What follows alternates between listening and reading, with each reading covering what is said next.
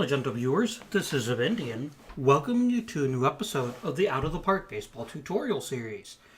In this episode, we're going to be covering the other portions of the transactions you should expect to deal with on a regular basis, namely, the international free agent signings.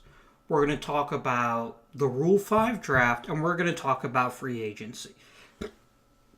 So that's what's going to be coming in this episode. In tomorrow's episode, we're going to be giving a quick overview of baseball history and why that matters in terms of context. And it does matter quite a lot in terms of context. I do not have an idea for Friday at this point. So if there's something that I haven't talked about that you really want me to talk about in some detail, please let me know. Otherwise, we'll just go ahead and resume with the St. Louis Browns schedule on Friday. So, we talked about the Rule 4, or amateur draft, last time. And the amateur draft is open to anybody from the United States or Canada, which includes Puerto Rico, obviously. Puerto Rico is part of the United States. And has reached certain transactional guidelines, i.e. they've graduated from high school. I believe they have to be at least 16 years of age, which obviously shouldn't be a big deal. Very few people graduate high school before they're 16, but it does happen. And or you have to be playing baseball in college. So the draft turned out pretty good for us last time. And then if you want to find out what happened in the Rule 4 or international or regular amateur draft last time, you can watch a previous episode, and I hope you do. But for now, let's talk about international amateurs because they're quite a bit different. So, if you were not born in the United States or Canada, you are eligible for what's called international amateur free agency. This specifically excludes Japan and a few other nations for very specific and particular reasons. We will not be talking about posting or any of the international or any of those particular rules. For those of you who don't know, posting is something that happens specifically in the Japanese, Taiwanese, and I believe Korean contexts, in which a player enters the a player goes to the United States. You pay a fee called the posting fee to the organization for the right to negotiate, and then you negotiate. This can obviously get really, really insane. And I believe, and again, this is why we're not talking about it a whole lot, I believe the organization has to return the money if you don't sign the player. But international amateur free agency is a little bit different. You have to have never played professional baseball anywhere in the world, and you have to be 18 or younger. The moment you hit 19, you're no longer susceptible to these rules. You have to be 18 or younger. And as we can see, most of these players are very good, but some of them are very bad, some of them are very good. In the past, international amateur free agency was super complicated. And a very recent change to the baseball collective bargaining agreement made it super easy.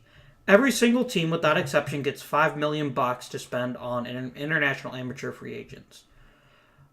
There's a difference to what happens when you sign a player, but it's a great way to get even more talent in your organization. And the best part is you're not competing in terms of a draft. Anyone can sign them if they have the money. We only have $5 million. And I personally find it's best to sign these IAFAs, as we'll call them, if you overwhelm them.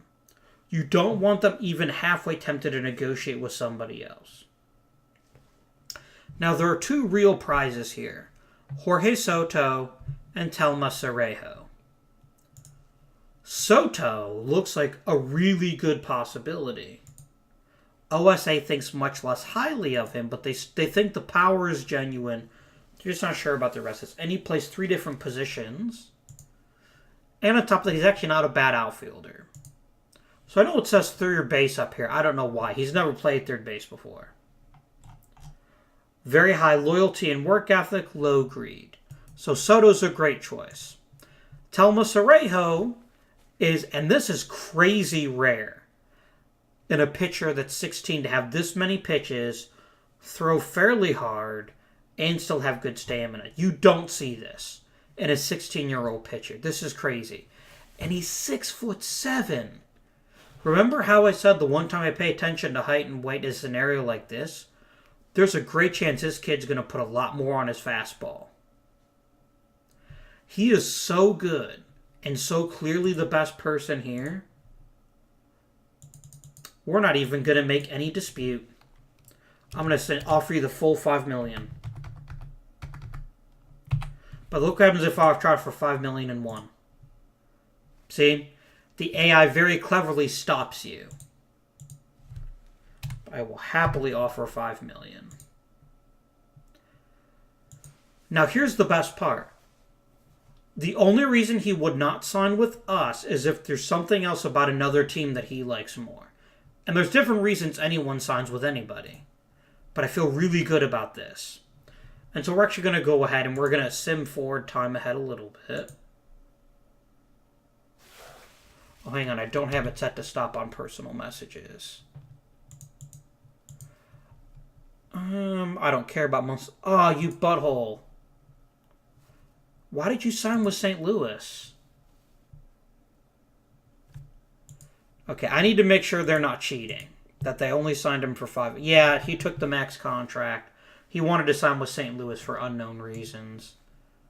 What if we look at his BNN page? We don't know anything more about his personality. There's something about the Cardinals. He wanted to sign with the Cardinals. He signed with the Cardinals. Oh, well. So you've got two other real options here. Because I do want to sign somebody. Wow, Washington got Soto for a bargain. This guy's a reliever. He only has 3 pitches, and his third pitch is a changeup, and it's not very good. He's a borderline starter, but he's probably got a future as a reliever. And Ty Fishburne's not really that much better. Fishburne does have higher stuff.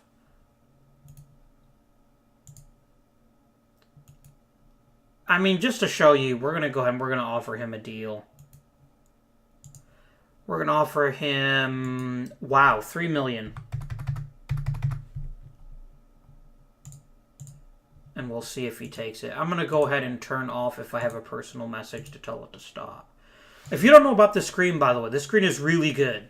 It gives you a lot of control over what you control. Because this is the old OOTP and I have challenge mode turned on, I can't change some of these settings. And that's fine. I don't necessarily care about that. But I just wanted to let you know why it looked the way it did. Got a personal message. No compensation picks. Owner's pretty angry. Bullpen sucks. But he's ecstatic with our progress towards a goal. So that's pretty exciting.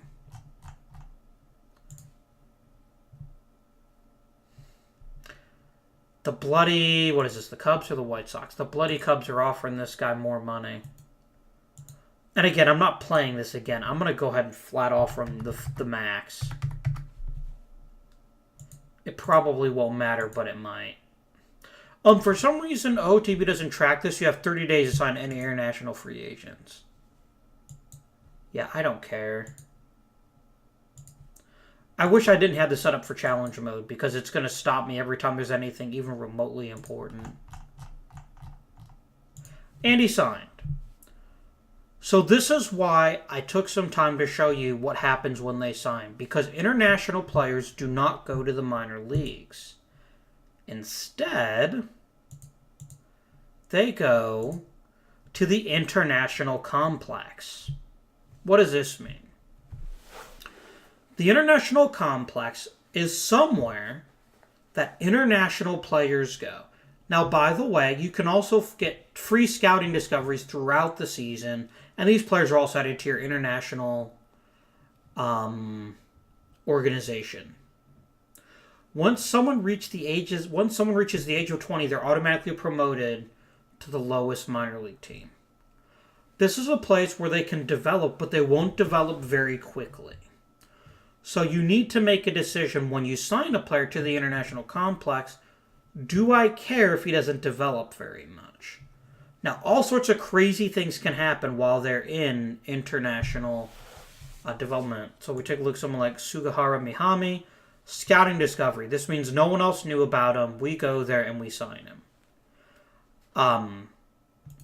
Who is and isn't available for the international amateur free agent draft is also pretty obscure, and it's not that important. Once someone hits the age of 16, they can technically sign with any major league franchise unless they're subject to one of the other rules.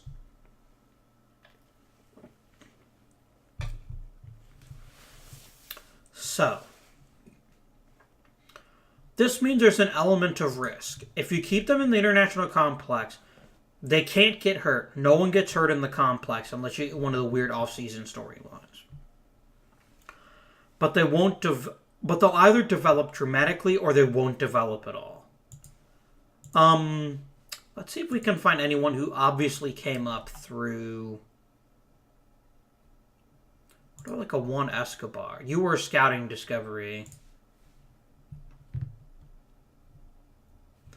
Let's check his issue. I want to see when he was actually added to the roster. I don't think it actually lists it.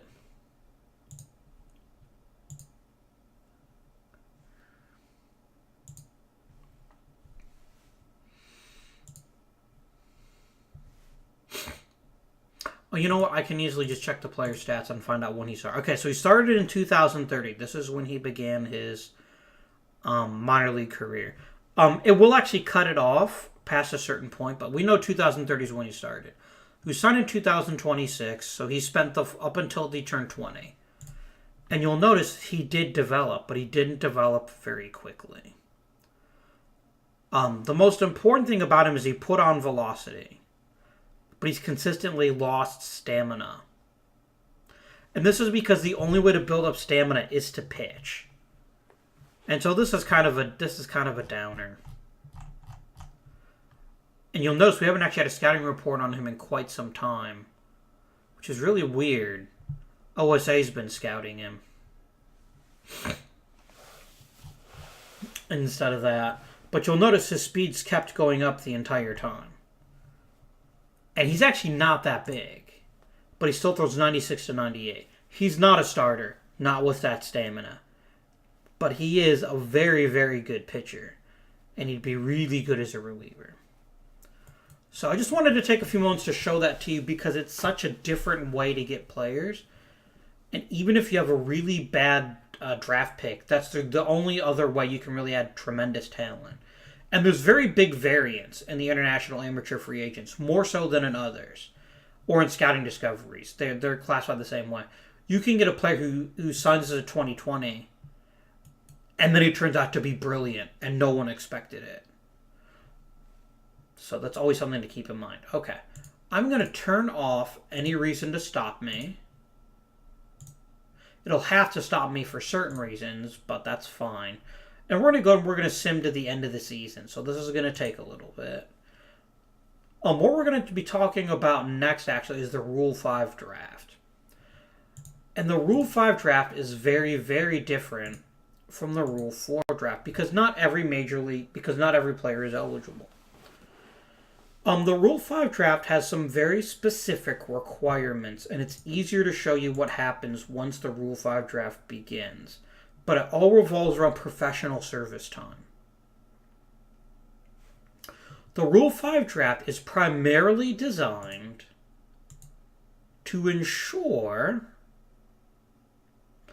that you can't take a good player, hide him in the minor leagues, and he never gets to play in the majors. Now, as I said last time, if any player gets 6 years of professional service in the United States, and that's in any affiliated minor league team, if you play for an independent minor league team, you don't get any credit for that. There's different arrangements, and I guess it can happen in some cases, but for the most part, that's not what happens. They're automatically a free agent. And there's no possible disagreement with that.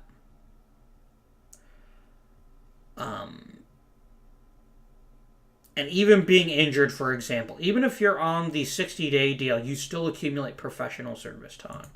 You just don't accumulate major league service time. Because you're still playing professional baseball. You're still getting paid to play baseball. You just can't play because you're injured. I hope that makes sense. Because that's an important part of the Rule 5 draft and why it applies to some players and not others. Here's the good news. Anyone on the 40-man roster or the secondary roster, just in case you decide to play with outside of Major League rules, cannot be selected in the Rule 5 draft. If someone is on the 40-man roster, they're making a Major League contract, they would be if they're in the majors, or they get that percentage of the Major League salary because they're in the minors.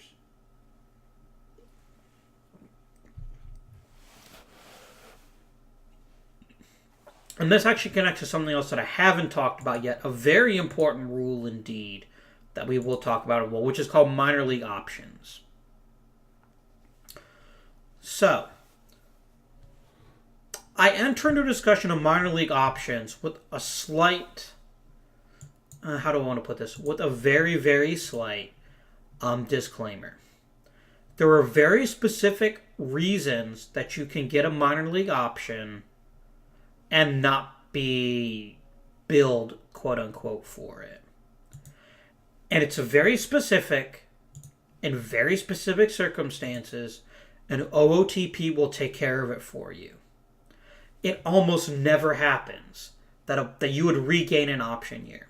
But in any case, once you sign a baseball player to the minor leagues, they get a minor league contract. The moment you promote them to the major leagues, even if it's only for a day, even if they never pick up a bat, a ball, or a glove, they are immediately purchased from the minor league team and get a major league contract. If you decide, for whatever reason, you don't want to keep a player in the major leagues, you have what's called an option year. And every player in the majors has 3 of them. And again, if a player is severely injured, there is a chance that you can actually get an option for that. If a player plays like no professional baseball in a season, you sometimes get an option year awarded. But again, the rules are very strange and they're not worth bothering with. So for that entire year, you can call them up to the majors or send them back to the minors as often as you want, and they can't do anything about it. I mean, they can threaten to retire. They can say, if you don't let me play in the majors, I'll retire. And then you say, fine, retire. And there's nothing about that. Oh, you're a jerk, Juan Romo. So why do minor league option years matter? They matter because if a player is out of option years, they cannot be sent to the minors unless they clear waivers. And if you put a player on waivers, any other team in the major leagues can claim them. Now, certain kinds of waivers are considered revocable waivers, and you can pull someone off. If you want to send someone to the minor leagues and they're out of options, you have to take them off the 40-man roster. And that means sending them down to the... I'm sorry, guys. I got a contract extension even though I sucked? Damn. And so that means that you could be exposed to another major league team claiming you. So, let's show you, because it's a little bit difficult to find. Let's try to find a really young player. Someone who's like less than 20. Here, Dan McDowell. I bet he's probably got some option years left. You have to click on the player, and you have to look under contract and status. It tells you right here how many option years they have left. He's already used his option this year. Once you've activated a minor league option, you are completely free to call them up and send them down as many times as you want to, and they can't do anything about it. Now, even if you play in the majors for a very long time, even if you play in the majors, as long as you're not sent to the minors during that year, you get to keep the option year. So this means there is cases, and it's really weird, where you will see an established major leaguer sent to the minors because he had an option year and the other player they wanted to get rid of didn't. And they didn't want to lose him by exposing him to waivers. Okay. So Dan McDowell used one of his options this year. He's only got 2 left. Beyond that, he'd have to clear waivers. Hope it makes sense. Now, let's talk about, when does the Rule 5 draft start? December 23rd. So we can take a quick look at how a OOTP handles arbitration. So these are, oh wow, there's a lot of players ready for arbitration. This is bad, by the way. You should be making important, clever deals that ensure that if a player is really, really good, that he doesn't hit arbitration. And you can see here all about their service time and why they're eligible. No one here is a Super 2, which is good. So we need to look through these players. And again, I'm not going to play this season anymore. I'll probably delete and start over again before I do. And you can either, this is the default team offer. If you click on a player and click contract and status, this is the arbitration estimate. So the AI thinks he's worth $1 million. This is probably not what the player's going to ask, or this is what the AI thinks. Jaden Moncrief is actually kind of crappy. And he's 37 years old and just now made the major leagues. This is not a good combination. So let's say we say, you know what, we don't like you anymore. We click withdraw. Now, you can always change your mind and submit him an offer later on. This is actually really, really good. In previous versions of OOTP, you could not submit a new offer once you withdrew an offer. This is what I meant last time by non-tendering. You're choosing to say, I do not intend to sign you next season. You are now a free agent. This is available to you at any time. Now, someone like Ron Flores is much, much better and definitely worthy of a contract extension. And this is the kind of person I would click on offer extension to. And you can either buy out a specific year of arbitration, or you can try to buy out all the years of arbitration. He's got 3 years of Major League service. He's only got 3 years. Let's see if he would agree. And he will take this. This is really good for us. This gives us cost certainty and will help us later on when deciding what to do. And you'll notice he gets a little pound sign. Okay. I don't care about any of these other players. I'm not going to play this save again after we're done with this demonstration. So we're just going to go ahead and skip through the rest of this. What else is important here that we want to talk about? The Hall of Fame is really fun. But I think we'll save Hall of Fame for when we talk about history, and we'll do that in the next episode. So let's skip ahead to salary arbitration hearings just so you can see what happens. I don't care. Oh, weird rule. Once the season is over, you have to take any players off the disabled list. You can't be on the disabled list unless at least spring training has begun. It's just a thing, and you just kind of have to deal with it. And we'll talk about the Hall of Fame again in next episode. This is just purely to make sure that you understand how things work. And so after this, we'll talk about the Rule 5 draft, and then we'll talk about free agency. And the fans are super happy that he took the 3-year extension. Right, arbitration hearings. So the day after arbitration hearings, so if you have not already submitted an arbitration, this was your deadline to do so. We'll finish the day. And you'll get emails in game that'll tell you what the player got. Here, we offered $7.35 million, which is really dumb. I actually would have non-tendered him if I was paying attention, but I don't care. And they said he's worth a lot more than that. And so the team actually ruled in favor of the arbitrator. Which, to be fair, looking at the season, that's a pretty freaking amazing season. It doesn't look like he'll ever repeat it, but this was a crazy season. He deserved to get paid for it, and he is. So, let's clap. Kevin Stonji made the most of his opportunity and is getting paid a shit ton of money for it. Well done, Kevin. Well done. If they rule in favor of the team, for example, I'm sure they did here, it just says they ruled in favor of the team. And this also tells you what the player wanted. So this guy thought he was worth almost $1.5 million, and it's pretty obvious that's not remotely accurate. So that's why they did it. Remember, as a reminder, since we talked about arbitration last time, it's still worth a reminder, the arbitrator can only pick the team's figure or the player's figure. Up until the day of the hearings, you can negotiate with the player directly. And this happens a lot.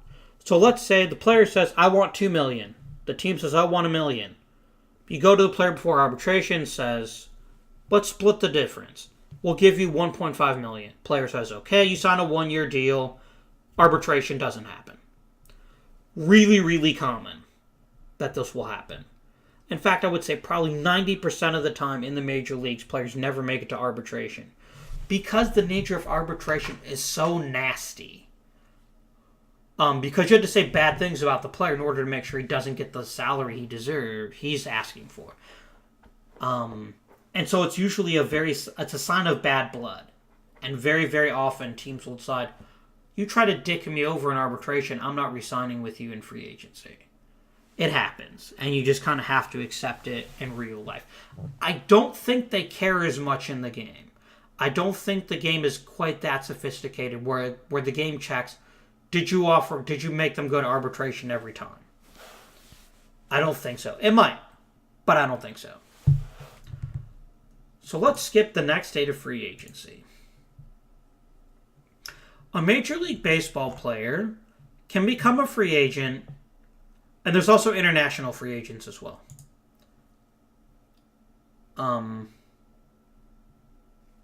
Why is he considered a big deal? Oh, he wants $105 million. Yeah, that's way less than the rookie league. I was going to sign him. I was like, damn. So, players can become a free agent in 3 main ways. Way number 1. The player is out of the 6 years of team control, and the team decides not to re-sign him to a new deal. He becomes a free agent at the end of 6 years of Major League service. There's no way around that. Once a player hits year 6, he's eligible for free agency unless he signs a contract extension. That's way number 1. Number 2, player hits 6 years of professional baseball, never makes the majors, he becomes a free agent. Third, a player's released from their contract, they become a free agent. A player's non-tendered, they become a free agent. Same basic thing. These are the 3 ways free agents happen. The fourth very uncommon way is if a player's passed over in the draft, he becomes a free agent. But he becomes a free agent right away, not on free agent filing day. I hope that makes sense.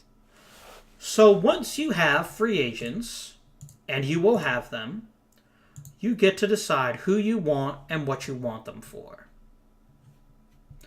The game will show you how much they want per year and the total years they're looking for. Juan Bahena is a really crazy, freaking good player, so he's someone you might want to sign. He's even very durable. He is 31, though, and his curveball is going.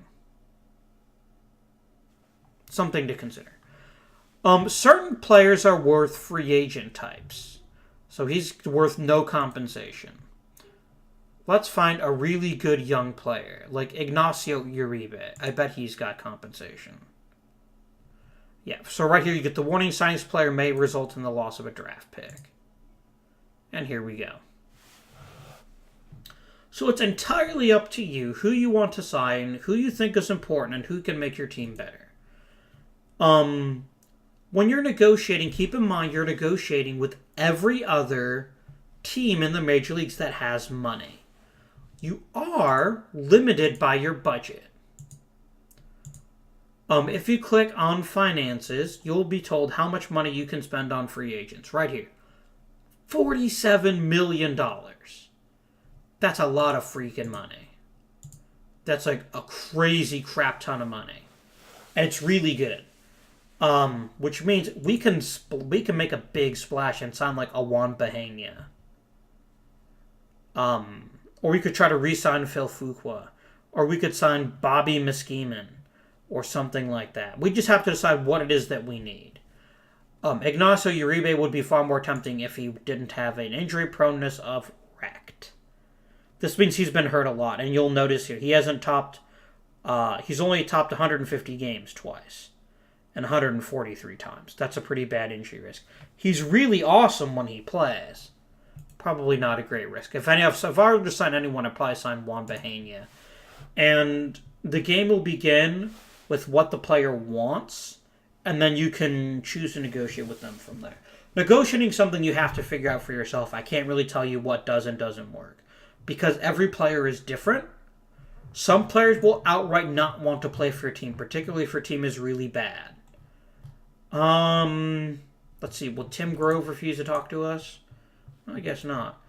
And your record matters. You're going to have to overpay for a player if it turns out the player is really good and your team is really bad.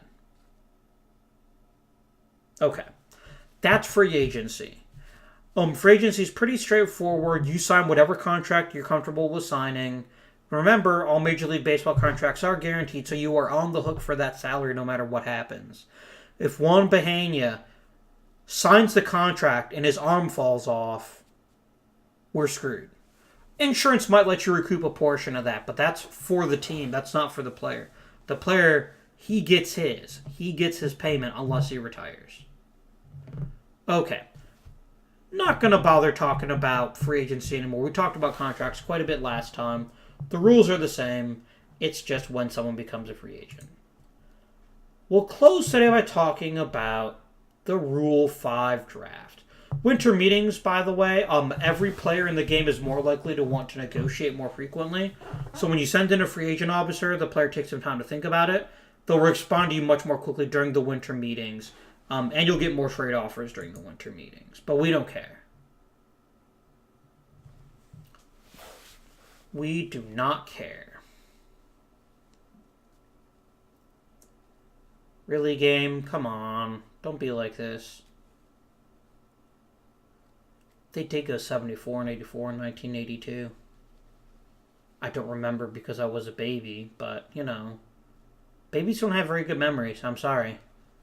I apologize that I do not remember what happened to me when I was pre-verbal. It happens to the best of us.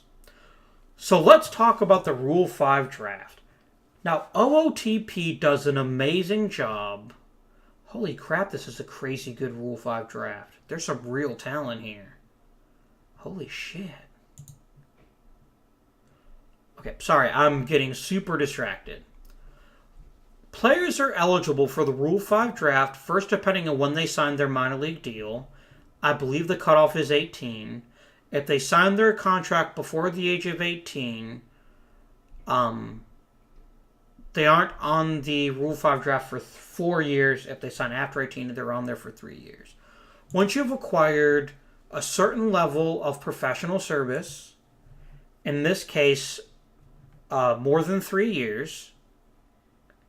So he signed his contract after he turned 18, so it's only 3 years as a professional.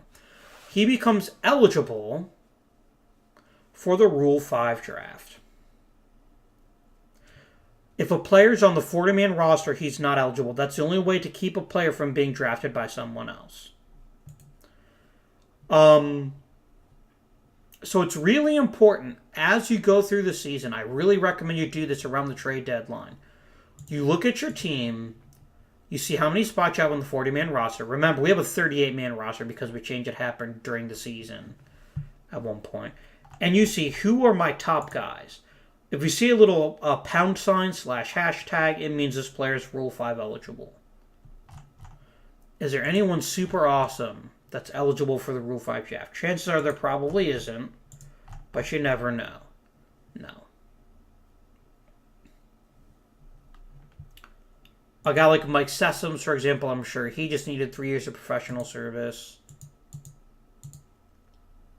I mean, he's probably got more than that, actually. He's pretty old. This poor guy's got 11 years as a professional, and it doesn't matter. It just doesn't matter. That's unfortunate for him. But it is what it is. And he's actually going to be granted next season. Actually, he should have gotten minor league free agency right away. I wonder why he didn't. Because he has more than 6 years in the minor leagues. He will be a free agent. I see. He must have just crossed the 6-year threshold this year. No, he's way past it. Why is this guy not a free agent already?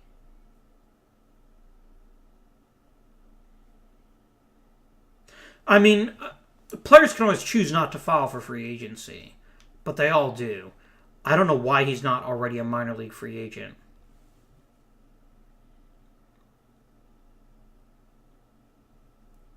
Oh, you know what? Because he's got a major league deal. I'm stupid. That's a major league contract. It doesn't apply. Okay. So, at the Rule 5 draft, players pick in reverse order of the season that just ended. So Cleveland was the second worst team in the major leagues. We get the number 2 pick. You cannot trade Rule 5 draft picks. So let's advance until my next pick. And there is some really elite talent here. I mean, Chris Farrell could be an amazing pitcher. He's even from Cleveland, Parma. For those of you who don't know the Cleveland area, Parma is actually very close. If you ever watch a Drew Carey show, it takes place in Parma. We got Jimmy Halpin. He's not as exciting. And Mike Hale, again, not as exciting. Although he's got really good intangibles. Now, you do not have to make a pick in the draft. You can choose to skip your pick. Once you've skipped your pick, you never get another one in that Rule 5 draft. But every time this comes with a cost. If you pick a player in the Rule 5 draft, they have to stay on your 25-man roster or the disabled list the entire season. Or you release the player and you pay the team because you took it. And the sum is nominal. It's like $50,000.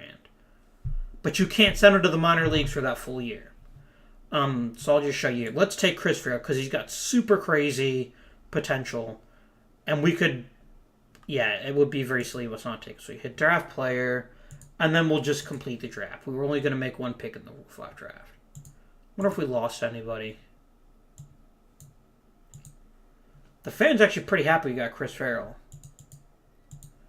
Now watch what happens. So notice Chris Farrell is on the major roster. He's got an exclamation point. This is a reminder to us he can never leave the 25, the active roster. Try to send him down. There you go. He can also be on the 60-day DL.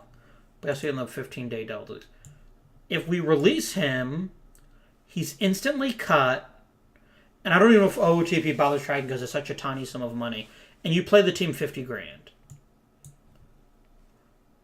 I'm sorry. You pay the team $50,000 when you make the draft pick, and they give you your $50,000 back if you cut him. So if we release him, he does not become a free agent. I'll show you. Now if we do a search for Chris Farrell, you'll notice he immediately went back to the Dodgers. That's how it works. So that's what makes the Rule 5 draft is a great way to get a lot of talent that other teams don't want for whatever reason.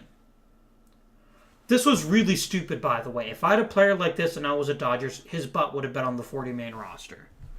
They didn't do that, so that's on him. That's on them. So it's important to make sure that as the season progresses, you're evaluating your prospects, deciding, this guy's good, this guy's not so good. Get rid of this guy. They all suck. So that you don't lose a player you do want to keep, and then make sure you pay very close attention to the Rule 5 draft.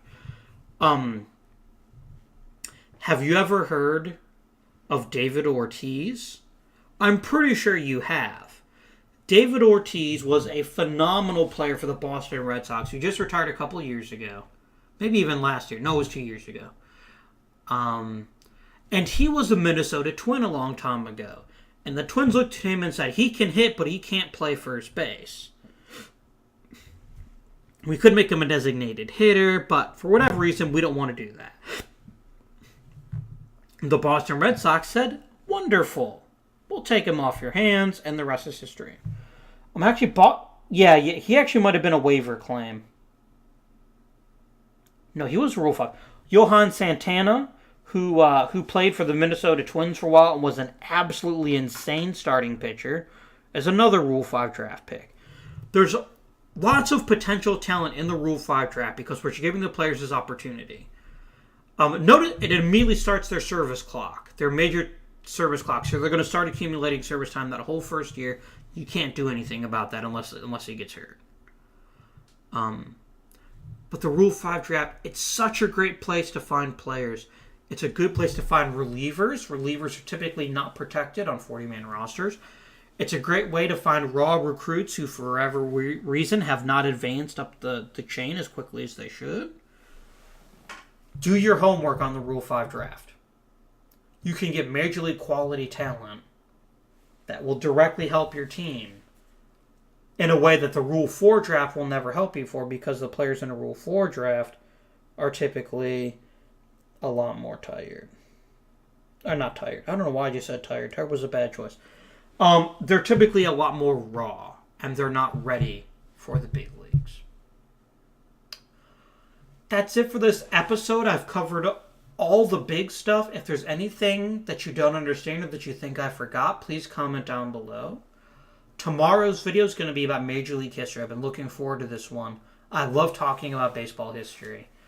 So we'll spend some time talking about baseball over the years, and I'm going to truly focus on something which we like to call context. And that's the reason we're spending time on baseball history. We'll talk about the Hall of Fame. You still love talking about the Hall of Fame. But if you're watching this video and you're like, oh my goodness, of Indian, you totally forgot to cover this, let me know in the comments. Let me know in a tweet, and we'll cover it on Friday. We'll probably cut an end to the tutorials after this week, just because people who already know how baseball or OOTP works are probably getting a little bit bored at this point, and they want to see what happened with the St. Louis Browns. And so starting next week, we'll just go right into that. If there is another topic people aren't quite sure about after the tutorial series is over, please let me know anyway, and I can always do like a short video on one specific targeted topic. But we'll be continuing playing with the OOTP. After we've played maybe another 10 to 15 years in the St. Louis Browns, or if I get fired or get bored or whatever, we might do a fictional league. That actually sounds like a lot of fun to me. And it won't give me an unfair advantage because I know baseball history. But for now, I hope you've enjoyed the episode. If you have, please subscribe and like. Again, comment down below if you have suggestions for Friday, if you have questions, things you need clarification on. And until next time, this has been Indian, and I bid you good day.